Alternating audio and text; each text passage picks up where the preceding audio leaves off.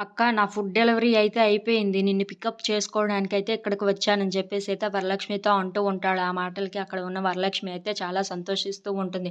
ఇంతలో అక్కడ ఉన్న విష్ణు అయితే ఏంటి తనకు మొలిచిన కొమ్ములనైతే విరిచేద్దాం అనుకున్నాను. కానీ ఇప్పుడు ఇలా జరిగిందేంటి? ఈడు ఈ టైంలోనే రావాలా అని చెప్పేసైతే విష్ణు అయితే చాలా చిరాకుతో ఉంటూ ఉంటాడు. అది చూసిన వరలక్ష్మి అయితే చూసారా ఎవరికి ఉన్న దారులు వారికి ఉంటాయి. ఎవరి దారుల్లో వాళ్ళు వెళ్ళాల్సి ఉంటుంది. మీరు నాకు లిఫ్ట్ ఇద్దాము ఏదో చేసేద్దాము అనుకున్నారు. కానీ అదేమీ జరగలేదు కదా అని చెప్పేసైతే చాలా నవ్వుకుంటూ విష్ణు వైపు మాట్లాడుతూ ఉంటుంది.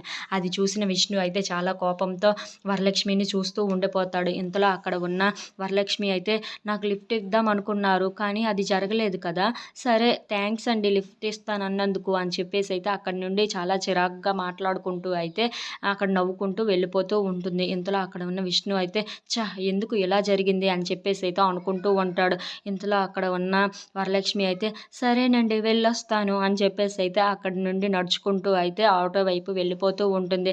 అక్క త్వరగా రా ఇంటికి వెళ్ళిపోదాం అని చెప్పేసి అయితే అంటూ ఉంటాడు. ఆ మాటలకి అక్కడ ఉన్న వరలక్ష్మి అయితే వస్తున్నాను రా అని చెప్పేసి అయితే విష్ణు వైపు చూస్తూ అలా సైగ చేస్తూ ఉంటుంది. ఇంతలో అక్కడ ఉన్న విష్ణు అయితే ఇలా జరుగుతుందని అస్సలు అనుకోలేదు అని చెప్పేసి అయితే అనుకుంటూ ఉంటాడు. ఇంతలో అక్కడ ఉన్న వరలక్ష్మి అయితే సరే సరే పదరా మనకెందుకు ఇక్కడ విషయాలన్నీ అని చెప్పేసి అయితే అనుకుంటూ ఆ ఆటోలో నుండి అయితే వెళ్ళిపోతూ ఉంటుంది.